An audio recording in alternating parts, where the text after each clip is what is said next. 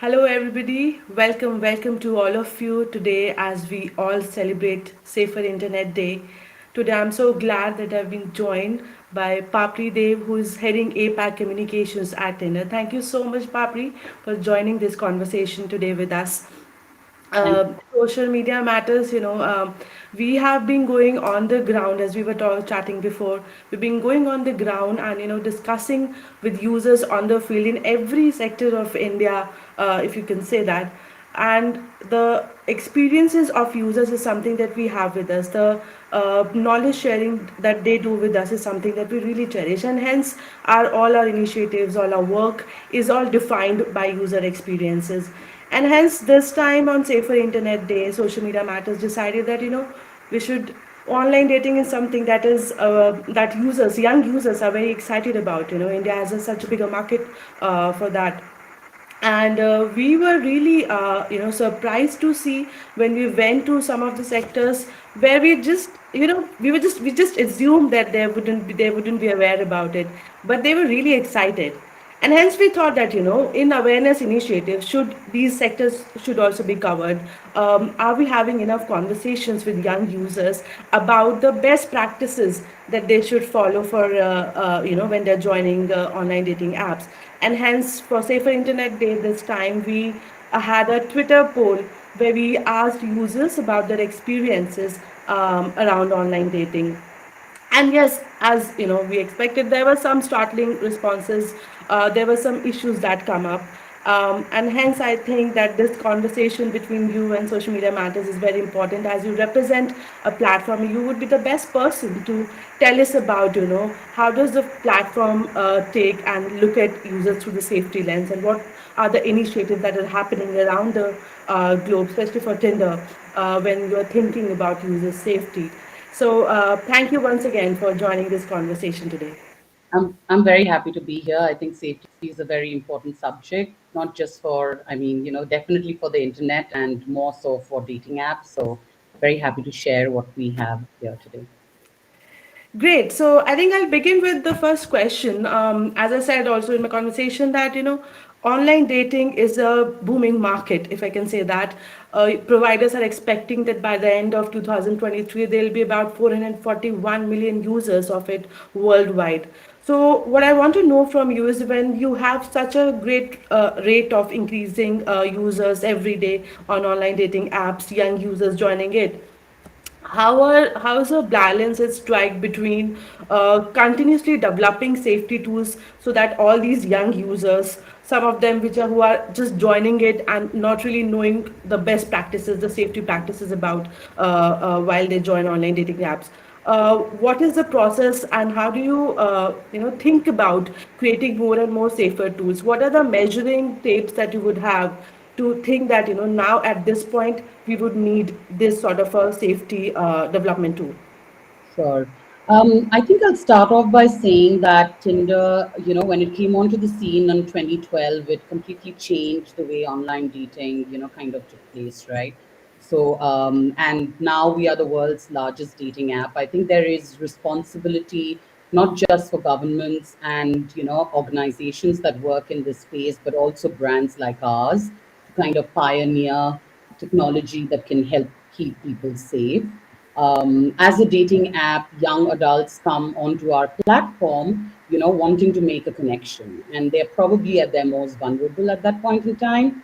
And so it's really, really important for us, to be responsible for the fact that, there are enough tools that they can use to understand how to navigate the platform. They need to understand, how do I kind of, get out of a bad situation? How do I report something? So, I mean, I think over the last 3 years, we've had almost 15 safety features that we've added to the app, and we continuously continue to do that, right? We've just actually announced, three new updates today on Safer Internet Day, which is like block profile. There's something called an incognito mode, and also updated our AI features like Are you sure and Does this bother you, which kind of works with our members to kind of, give them a sense of whether behavior is appropriate or not as they navigate this. We are an 18 plus app, so there are 18-year-olds that are coming onto this platform. and mainstream media doesn't really teach you all the right things all the time. And so it becomes really appropriate, to make sure that there are resources and guides all along the journey, not just in app, but outside of the app as well, that educates and, tells members how they can navigate the space. Correct, correct. And you very rightly mentioned that the mainstream media is not telling you everything that you should know about online safety or when you are exploring newer platforms. And while I was reading more about Tinder's initiatives and all of that, I came across School of Swipe, Yes. which I think is a very great initiative, and I would love to know more about it from you. Sure. So, School of Swipe was a really interesting initiative that we undertook. Actually, it was born out of the insight that we got from talking to young Gen Zs, especially in APAC, where we figured that dating is hard. I mean, you could be super confident in life, and even then, dating brings a lot of pressure. Yeah. There are questions that you couldn't possibly ask your parents or elders. Sometimes you can't even ask your BFF the same thing. So we wanted School of Swipe to be a place where you could ask the simplest of questions. And so we put together this guide. It's a whole bunch of content that kind of answers your most basic and simplest questions, right? It tells you, what should I do on a first date? How do I keep myself safe? What are the features that are there that help me kind of protect myself while I'm on the platform? I would encourage everybody to kind of go on to it. It's available in English right now. We have launched it outside of India, but it's still available for anybody in India who would like to kind of go onto the platform. It's schoolofswipe.com. We are hoping to bring this into India soon enough, in a way where there will be more content that's going to be more local, that our members in India will be able to kind of, relate to. Yeah, so somebody recent, I mean, this is live on Facebook, and somebody has commented that we would love to have School of Swipe in India. We need it. I mean, So, when we've been talking to young people, one of the things that came up was when they were talking to us was that, like, I don't feel very smart when I'm kind of in the dating world, and nobody does. I think the reality is that nobody does, and everybody needs a wingmate, and this is your mobile wingmate. So you can kind of have it open on your phone, and you can download content from it and carry it around you. And, we'd love to hear from people as to, what they'd like to hear more about. yeah, so you might be seeing this comment which says that you're doing really important work. Are there any initiatives in colleges? We would love to have you in our college. Of course, everybody would love to have in college. So, are there any plans is Tinder having these conversations, going to colleges or maybe schools? Is that something sort of on ground work also happening by Tinder? Yes, it is actually. I mean, I think we know the importance of education or educational initiatives, especially in this category. And so, one of the things that we launched last year and is one of our marquee programs that we are very proud of is initiative called Let's Talk Consent. .com. So it's a resource guide. Again, it exists out there. You can go to it. The entire premise of this was that we heard from young adults that consent was really important as a subject for them to understand, especially for today's Gen Z, I think. And there are so many different nuances and layers to consent. So that's a side that kind of gives you a view of how to navigate consent. What are the simplest definitions around it? What does the law say about it in India? And what we've done is converted that into a curriculum, and it's a workshop now that we do in partnership with Yuva. So Yuva kind of helps us take it into colleges. We've managed to go into some colleges last year, and we continue to go into colleges this year. So we'd love to be able to take it to more colleges as we kind of get through the year. We also expect to be able to offer this curriculum online as we go forward. So it should be available to everybody. Okay, that is good. So for Vikas from Haryana, Tinder might visit your college soon and you should be happy about it. So my next question was actually, I mean, we were having this in the conversation that what are Tinder's other initiatives, especially focusing on safety as a, I mean, you've already shared that there are a lot of knowledge initiatives that Tinder has initiated, but specifically from the lens of safety, what sort of initiatives are there any in the pipeline or anything that is already going on? Yeah. I mean, dating is a subject that, never gets old, and, it's universal. There is a lot for everyone to learn from it. Doesn't matter whether you're 18 or 80. And I think our first focus is, product.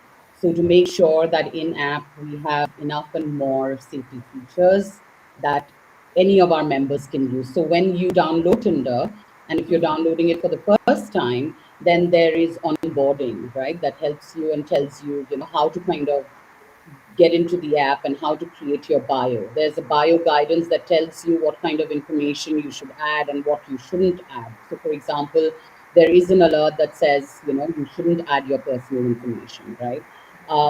There is a safety center that's available in app that has local resources, so local hotlines and local organizations that could help you, in case a situation turns bad.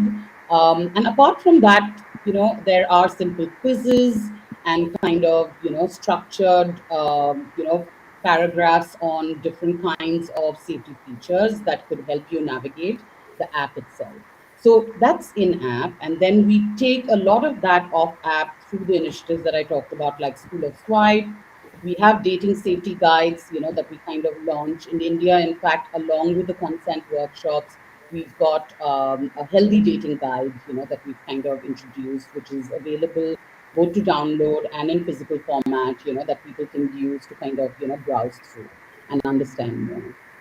Okay, great. So I think everybody who's watching us live, do check out the safety center that Papri has just mentioned about, because even in our experiences when we've gone onto the field, there was the percentage of users actually going onto the app and fiddling onto the safety centers or the safety tools that you have developed was very low. They didn't even knew about it, that oh, I can control my profile, I can control the information. And that happened across states in India when we went. So I think this is very important, that even for the users, I would like to say that whenever you're exploring a new platform, you're going onto a new app, do visit the privacy settings, do visit the safety centers that they've created, because they are created by the user experiences, and if you use them, they'll really help you have a better experience in whichever app you are using out there. So, Papi, I would like to talk about the survey that Social Media Matters did on Twitter, Mhm. Swipe Safe. We asked many questions, and one of them was that what sort of issue is that you majorly face when you are using online dating, when you're using a dating app, and I think sexually explicit messages. Most of the respondents stated that this is something that they really face on a daily to daily basis, or this is the majority said that they receive sexually explicit messages. And now when you talk about India, as you also mentioned, that the cultural context also comes into place when you are taking an initiative to a particular country, a particular state. So, sexually explicit messages, especially, and these land into your messages, your profiles, and at times users have also told us that they really take you off the platform at time because you don't want to go back and hear those things again. They disturb you. You have bad experiences. So, what exactly can be done to just eradicate this issue? Because in most of the platforms, in most of the cases where we've had workshops, where we've chatted with users, this is something that really disturbs all the users. So, what can be done about this? Sure. I think the first thing that I'll say is that what tends to happen is that you're on a dating app and then, you match with somebody and the conversation just takes off. And sometimes, you tend to go off app and use, other apps that are probably available that you're more comfortable with, right? But what I would kind of say is that stay on the dating app because you're meeting a stranger, you're making a new connection. it's really important that if you're carrying forward a conversation, you do it within the app itself.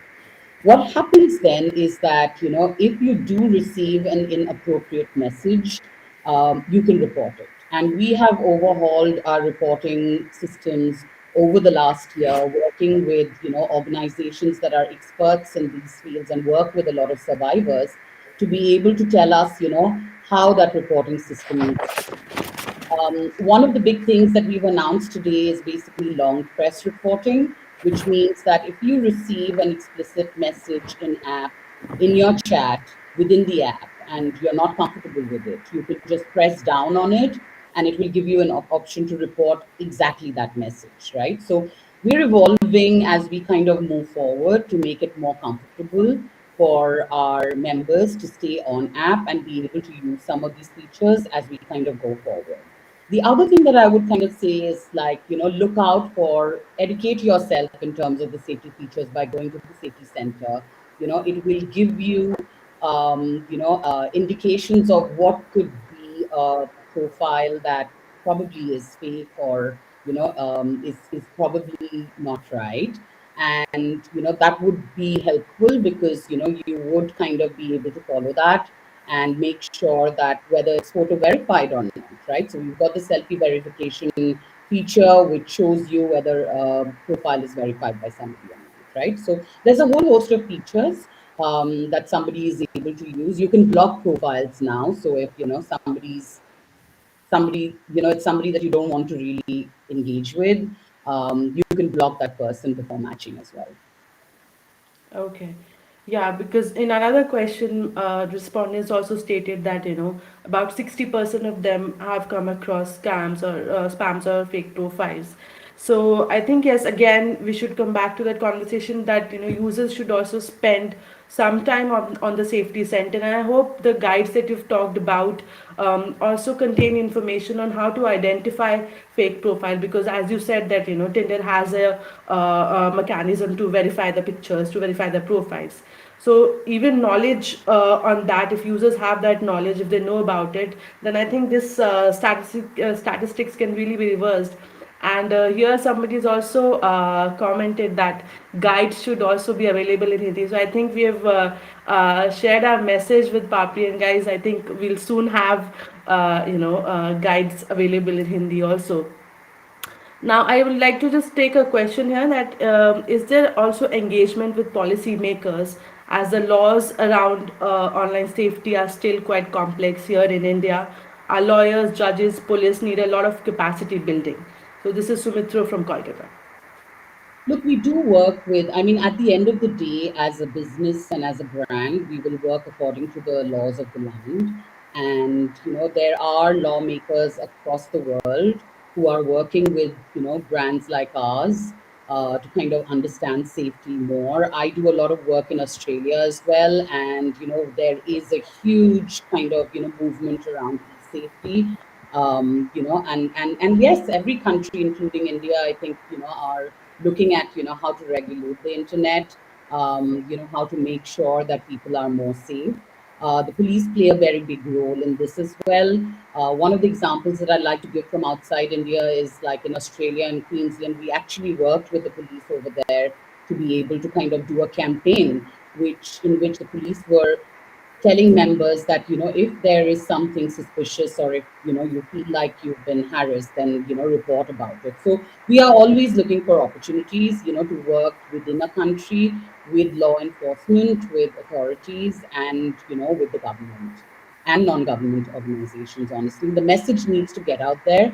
Yeah. Look, I think we live in a world where, it's not analog anymore. So there used to be a time when, when you left the house or you were meeting strangers, your parents or your aunt or uncle or somebody would constantly tell you, like, don't talk to strangers. But I think as we navigate the internet, we are all individuals, and brands like ours are the wingmates. And so we take the responsibility of making sure that there's information available at all points in times within our app, to make sure that, like, you're taking cognizance of the alerts that are there, and are alert to, what could be in front of you in the journey. Now that we've talked about policies and laws, Patri, we come from the non-governmental organization sector, experts, activists, as you can say. There's a theory that whenever we are discussing online safety issues or cyber crimes, we should start looking at them at like the real world issues, so that these concerns become more clear. Maybe we can see the way the crimes are happening in the online spaces, and maybe we can have better laws and better policies about it. So comparing the cyber crimes that are happening and giving them equal importance to what's happening in the real world is something that I think in all the discussions is something that all the experts and activists put that out. So what are your thoughts about it? Should we start looking, I mean, do you think that if we start looking at these issues, safety concerns in digital spaces as real world concerns, there could be better changes? Look, I think like this is the real world. I mean, like, we all live on the internet right now, right? I mean, it's very native to us, it's very native to our lives. Our lives merge between physical and, being online. And so it is important. When we look at safety, we don't just look at it from the point of view of like in app, right? We also kind of move over to say, how do you keep yourself safe IRL, right? So once you've matched with somebody, you probably want to go out for a date with somebody, and there are valuable lessons to keep in mind, when you do that, which is, tell a friend where you're going. It's okay to text somebody mid date because you're sitting with somebody who you're meeting for the first time, right? Like that's not kind of rude. Make sure that you have some form of transport, use public transport, meet in public places. So I think it's this ongoing education that's kind of required to make sure that people understand. And I think everybody's living between the physical and the online world, and it needs to encompass both.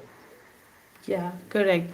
So, I would like, this is the last question, but as somebody who's looked into this, who's used the safety lens and has been working around this issue of safety when it comes to digital spaces, what would be your 5 tips that you would give to all the young users who are looking at you through this live session, that whenever you're going on Tinder, whenever you're using an online dating app, these are my 5 tips, use them and then have a great experience on the app? Okay. I would say stay on the app. I mean, if you are matching with somebody on an app, then definitely stay on the app. Have your first conversation on the app, right? The second thing that I would say is that after the pandemic and after we've spent so much time in lockdown, honestly, online video dates are not taboo or like, not something to be embarrassed about.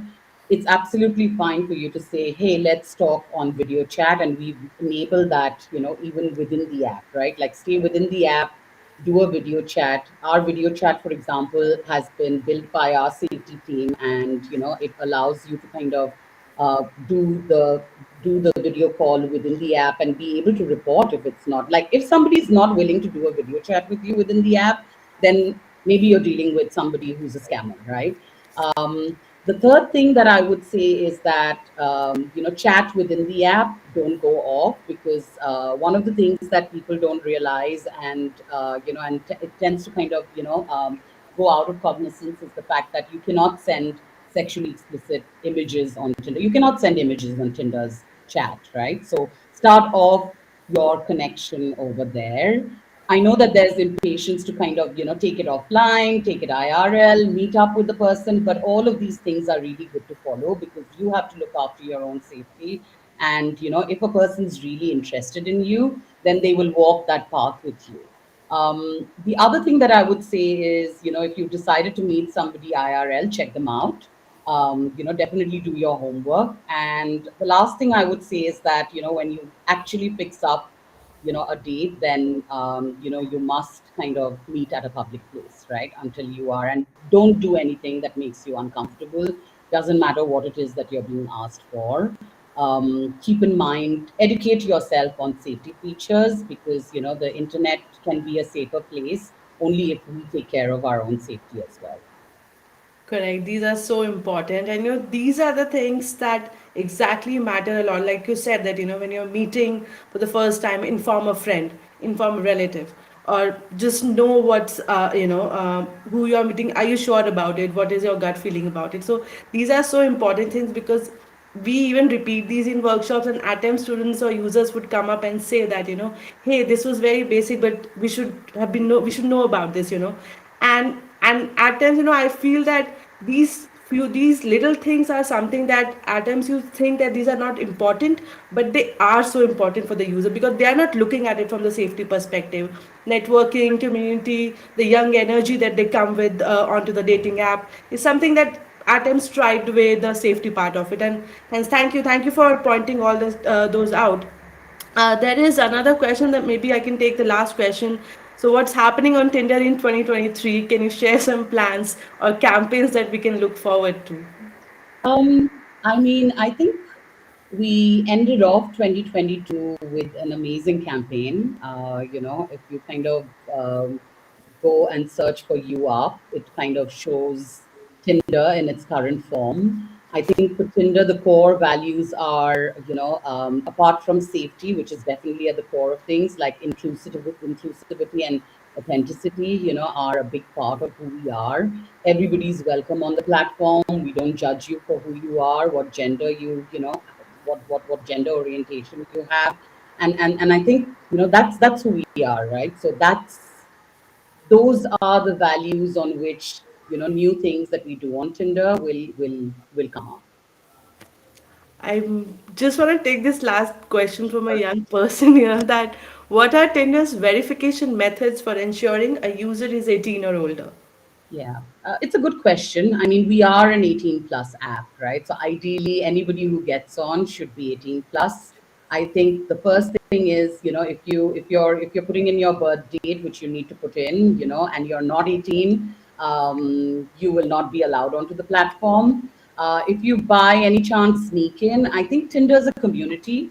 And if we want to make that ecosystem better, anybody and we believe that, people who are coming onto majority of people who come onto Tinder are looking to date seriously or like, explore and find somebody new and, to converse with. It's a community action. So if you see somebody whose pictures look like they are, not of the age of, and if you find out that somebody is underage, report immediately.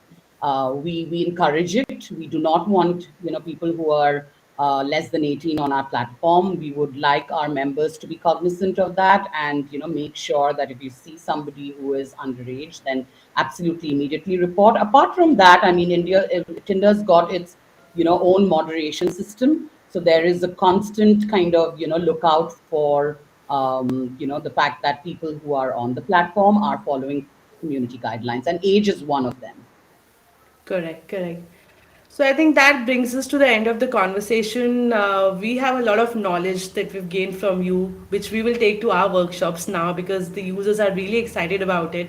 And when you talk to them, when you tell them that, oh, yeah, hey, we are talking about online dating, the energy is next level.